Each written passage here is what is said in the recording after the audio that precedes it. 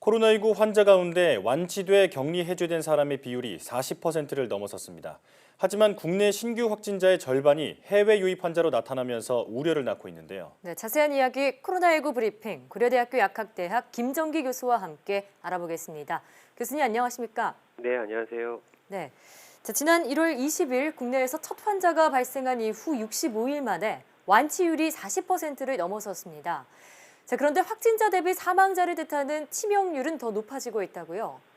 그러니까 3월 26일 오늘 0시 기준으로 누적 확진자 수가 9,200명 정도 되고요. 사망자 수는 131명입니다. 따라서 계산을 하면 현재 치사율이 약 한 1.4% 정도로 보이는데 네. 과거 치사율이 1% 미만이거나 약 1% 정도를 보였던 거랑 비교하면 치사율이 더 높아진 게 맞습니다. 네. 네, 말씀하신 것처럼 완치율이 점점 증가하는 이런 현재 40% 정도를 보이고 있는데 이거랑 유사한 개념이다라고 생각하시면 되는데요. 최근 신규 확진자는 크게 감소된 반면에 현재 격리 치료 받고 계시는 확진자분들이 일정 기간이 지나면서 완치되거나 아니면 불행히도 사망하는 이런 케이스가 발생을 하고 있는 겁니다. 그래서 완치율이 높아지기도 하고 그 동시에 치사율도 높아지는 이런 결과를 낳는다 이렇게 보시면 되고요. 예. 따라서 추가로 확진자가 크게 증가하지 않는다면 현재 입원 치료를 받고 계시는 분들이 모두 격리 해제가 될 때까지 완치율과 함께 치사율도 지금보다는 더 높아질 거다 이렇게 보시면 될 것 같습니다. 네. 자, 그런데 주목받고 있는 한 확진자가 있습니다. 바로 31번 확진자인데 이 31번 확진자는 한 달이 넘게 입원 치료를 받고 있습니다. 바이러스가 이렇게 사라지지 않고 있는 이유가 뭘까요? 글쎄요, 이거 현재 보건당국 자료에 따르면 확진부터 격리 해제까지 걸리는 평균 시간이 약 한 2주 정도 된다라고 하고 있거든요. 예. 근데 지금 말씀하신 31번 확진자처럼 한 달 정도까지 바이러스가 계속 검출되는 이런 분들도 계세요. 실제로 조사 대상자 중에 약 3% 정도가 이러한 분이 계신다라고 알려져 있거든요. 국내 기준인가요? 예, 국내 기준입니다. 예. 근데 예외적인 사례 중에는 기저질환이나 면역 저하자가 아닌 경우에도 이러한 분들이 계시거든요. 그래서 아직까지는 정확하게 어떠한 요인 때문에 이런 현상이 발생하는지는 알 수가 없고요. 아직까지 우리가 코로나19에 대해서 아는 것보다 모르는 게 더 많다 이렇게 이해하시는 게 더 나을 것 같습니다. 그렇군요. 아무래도 치료제가 없는 상황이기 때문에 환자의 진행 속도도 좀 더디는 것 아닌가 이런 생각도 듭니다. 자, 확진자 수가 다시 100명대로 올라왔는데요. 이 중 해외 유입 환자가 절반을 넘는 상황입니다. 무증상자가 자가 격리 중에 양성으로 확인되는 사례도 계속 나오고 있는데요. 정부 방침에 따르면 미국발 입국자의 경우 무증상자는 집으로 돌아가서 진단 검사를 받지 않고 집에서 자가 격리를 하는 방침을 세우고 있습니다. 이에 대해서는 어떻게 보시는지요? 글쎄요, 이 해외 유입 부분에 대해서는 일단은 입국 금지 조치가 가장 좋은 방법이긴 합니다. 네. 근데 이러한 입국 금지 조치가 어렵다라고 판단이 되면 근데 그다음 최선책이 시설 격리인데요.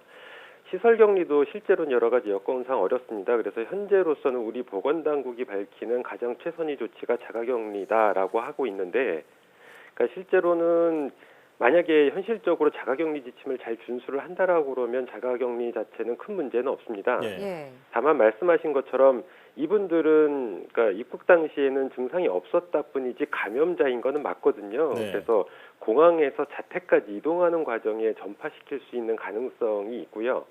근데 우리 보건당국은 아직까지 무증상 감염자가 전파를 시킨 사례는 없다 이렇게 밝히고 있는데 예. 근데 뭐 세계 각국에서 여러 전문가들이 무증상 감염에 의한 전파 가능성이 있다라고 제기하고 있는 만큼 이 부분에 대한 방역 대책에 대해서는 고민해볼 필요는 있다 이렇게 생각을 하고 있습니다. 네.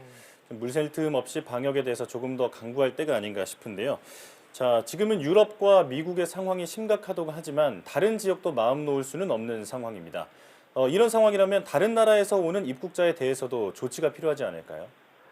당연히 조치가 필요합니다. 현재 공식적인 각국의 확진자 수는 나라마다 진단 체계가 아직까지는 잘 갖추어져 있지 않기 때문에 허수일 가능성이 매우 높습니다. 예.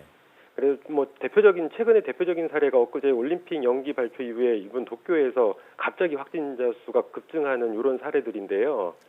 그래서 제가 기억하기로는 현재 최소 150개국 이상에서 한국발 입국 제한을 하고 있는 만큼 역으로 우리나라도 이들 국가에 대해서 입국 제한을 해야지 역으로 해외에서 국내로 유입되는 이런 코로나19를 차단할 수 있을 거라고 저는 판단하고 있습니다. 예. 예.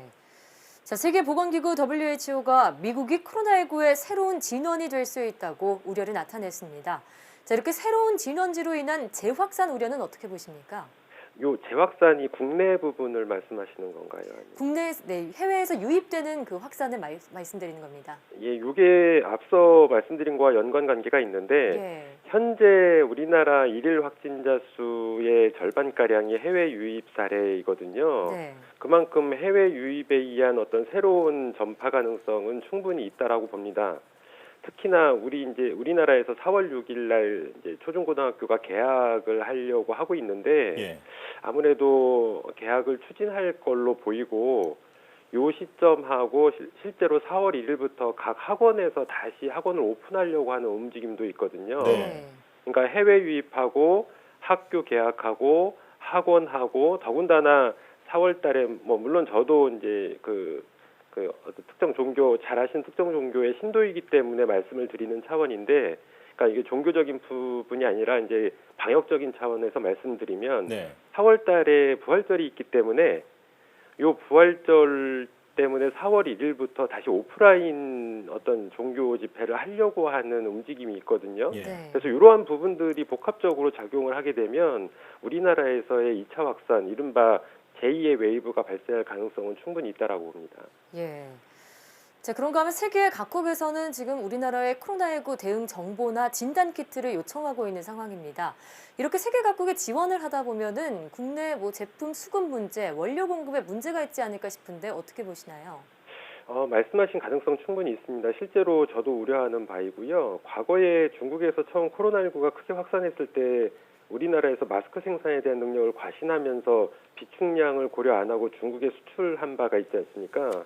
그러다가 정작 우리나라에서 코로나19가 크게 확산했을 때에는 실제로 뭐 저도 이번 주 평일에 마스크를 구입하지 못했는데 네. 이렇게 마스크 수급 문제가 발생한 바가 있어요. 그래서 말씀하신 것처럼 만약에 지금 진단 키트를 뭐 세계 각국에 지원을 한다든가 수출을 하는 것도 중요합니다만 향후에 우리나라에서 제2의 어떤 코로나19가 발생을 했을 때의 가능성을 대비해서 비축량을 충분히 확보를 해야 되고 또 만일의 사태에 공급 능력이 되는지를 철저히 점검을 해야지만 된다 이렇게 생각을 하고 있습니다. 예.